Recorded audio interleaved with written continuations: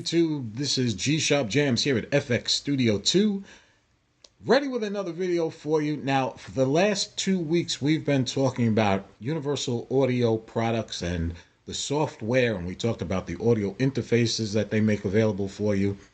Wanted to step back a little bit because I know that universal audio products can be quite expensive. When you start looking at the LA2A and the 1176, you're looking at anywhere from $4,000 to $5,000 for these pieces of hardware. I say that because the last video that I made was all about the software that they make, the hardware emulations that they make, the plugins. A lot of you folks out there just don't believe in plugins. I get it. I come from back in the dinosaur days when there was no such thing as plugins and everything that I used was hardware. So I understand that some of you are not all that crazy about using plugins and you'd rather stick to hardware. Thing is, if you want the very best, you're going to have to pay for the very best. And those things can be very expensive, especially the universal audio stuff that's out there. Again, upwards of $4,000 to $5,000 just for one piece of hardware. That's a lot of money to plunk down. So what I wanted to do in this video was go over some of the alternatives that are out there. Now, I narrowed them down because there are a lot of clones out there of the LA2A, the 1176, so on and so forth, and the Pultec as well, which isn't universal audio, but the Pultec, the EQ in particular is what I'm referring to here. But there are clones that are out there. Some of them are really good, some of them are great, and some of them are horrible. Let's just get that out of the way. I'm not going to mention any names. I'm not going to put any companies on the spot here. Maybe you own some of them. If you own it, you know that you bought a piece of hardware because you were on a budget and you didn't have the money to plunk down. And yeah, it works. And yeah, but deep down inside, I know this sounds nothing like the original. Well, there are pieces of hardware out there that come very, very, very close to the original hardware. The two companies that we're going to look at today are Warm Audio and Audioscape. And I'm going to compare the two and come to a conclusion of which one I think between those two are the best. Now, again, there are others that are out there. You may say, well, why didn't he talk about this one? Why didn't he talk about that one? Trying to just keep it simple. Trying to be straightforward here and just give you an idea of what's out there and just narrow it down to two and give you that choice, give you those two to choose from. So let's begin with a side-by-side comparison of the Audioscape products and the Warm Audio products. Now, first thing to keep in mind, everyone always says manufactured in the USA, that's the way to go. And it is. It is, to an extent, it is. Here's the problem with manufactured in the USA. They tend to be more expensive because the components that they use are more expensive, unless they're creating their own components. Now, Audioscape has their own components. It's a small group of people. They got a small manufacturing plant where they put everything together and they do it all on their own. They're a small group of people. So what does that mean for you? It means that they're more detail-oriented. They're paying closer attention to what they're doing. They're a small company, so they want to make sure that what they get to you is high quality. And Audioscape does just that.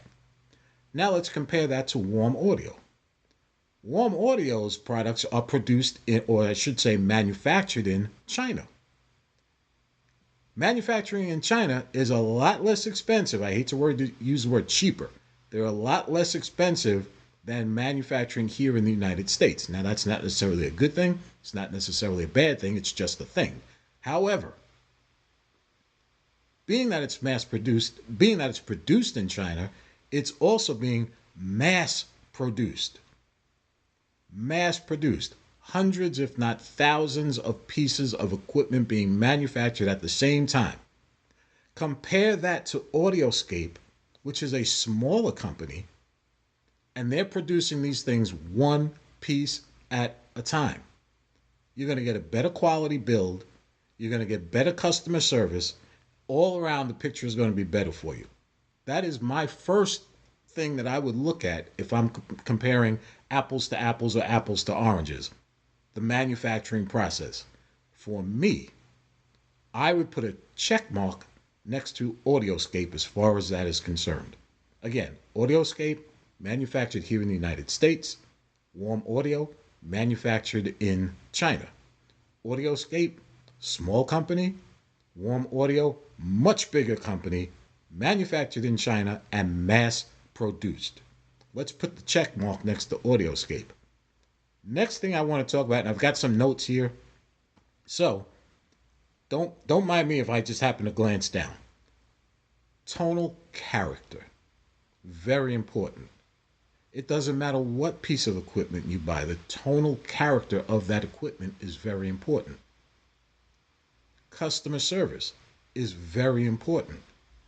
Quality of the build is very important. Let's go back to number one, tonal character. If you haven't had a chance to listen to the Audioscape products or the Warm Audio products, let me give you the skinny on that. Audioscape is outstanding. Outstanding. The tonal quality that you get out of these things, because they take their time to build them, test them, and then put them out on the market. Whereas Warm Audio is mass producing, and they're putting them on the market. Quality suffers because of that. Tonal quality suffers because of that. Sure, I am certain that Warm Audio does some testing on their products. But are they testing each and every piece thoroughly? My guess, probably not. So the tonal quality or the character of the sound that you're getting, again, let's put a check mark next to Audioscape. Customer service. This is a no-brainer. If you have a small company with 50 people in it, or maybe 25 people or 10 people, and you have a bigger company with 500 people or 2,000 people, which one do you think is going to give you the more personalized customer service? That's a no-brainer. Audioscape, small company. Warm Audio, huge company. Who's going to pick up the phone and call you back if you have a complaint or you have a question? Which of those two companies is going to call you back? Think about that. Check mark Audioscape. Okay, next thing to consider is the investment that you're making. Audioscape is going to be more expensive than Warm Audio products. Bottom line, it costs more for them to build the product, and they take their time and they do what they're doing as opposed to being mass produced by Warm Audio. So, you have to consider anything that you buy, any piece of equipment that you buy and put into your studio has to be considered an investment. The quality of the build that you're getting from Audioscape is an investment. The quality of the build that you're getting from Warm Audio, is that really an investment? Or are you considering that as something that, okay, I know it's a less expensive model.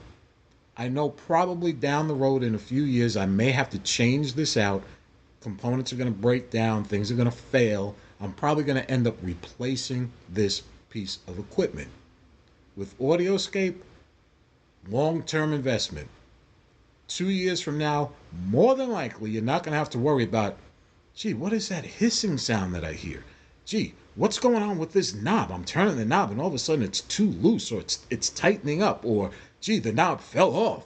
Whatever the case may be. Now, I'm not saying that's what happened with Warm Audio. I'm just making an assumption here, a comparison here.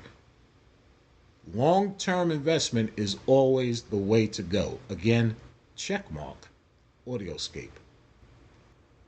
Next piece of information, have to consider whenever you buy any piece of equipment is the resale value. If you're like me, and I know that 99% of you out there have done this, you buy a piece of equipment, you realize either you're not happy with it, it isn't what you expected, or whatever the case may be, and you end up putting it on Reverb or sending it to Sweetwater and see if they'll buy it, or Guitar Center, or whoever it may be, and you end up selling the equipment. The big question there is, what am I going to get back for this? I paid $2,000 for this piece of equipment. Am I going to get back $2,000? Well, we already know the answer to that. No. Doesn't matter where you sell it. You're not going to get $2,000 for it. But the better the piece of equipment is, the higher its resale value is going to be. In other words, if you buy an Audioscape product and then turn around and sell it in a year, dollar for dollar, the amount that you get back on your initial investment is going to be higher than the dollar amount that you put in for that piece of gear with Warm Audio. It's just it's just a fact of life. The resale value on something that has a better quality build is going to be much higher than something that has lesser of a quality build. And again, I want to state this. I have Warm Audio products. I also have Audioscape products. I am not knocking Warm Audio at all. They are a fantastic company. Yes, they've had some quality control issues in the past that they had to address, but they've since given, I believe it's a 5-year warranty on their products now. So that's a good thing. And that's making customers happy to see that warranty with the product now. However, there's always going to be a problem with any piece of equipment that you have, but if it has a better build quality, do you or do you not think that the resale value is going to be much higher? Not necessarily because something is more expensive, but because of the build quality of the product, the customer service behind the product, and the time and effort put into making the profit as opposed to mass producing something. All of that being said, I am not trying to be critical of any company here. I'm trying to give it to you straight. Quality build, resale value, smaller company or mass produced, all of these things have to be taken into consideration. So for me, for my money, for my hard-earned dollar, I am definitely going to go with, given a choice, I am definitely going to go with Audioscape over Warm Audio. And again, that is not to say that Warm Audio doesn't make good products. I've got them upstairs in my studio, and I'm happy with them. But given the choice, I would go with Audioscape. So of course now you're saying, well, why didn't you buy Audioscape in the first place? Very simple. Wasn't that familiar with the company yet. I have since grown more familiar with the company and with their products and with the level of customer service that they give you, which in this industry is hard to find. So kudos to you, Audioscape. That's why, to answer that question. Anyway, leave your thoughts, leave your comments. Don't forget to subscribe to the channel. I'll be back next week with another video. G-Sharp Jams stay safe, stay cool, keep recording, keep creating, and remember, if it sounds good to you and you got what you wanted out of it, keep going. You're doing okay.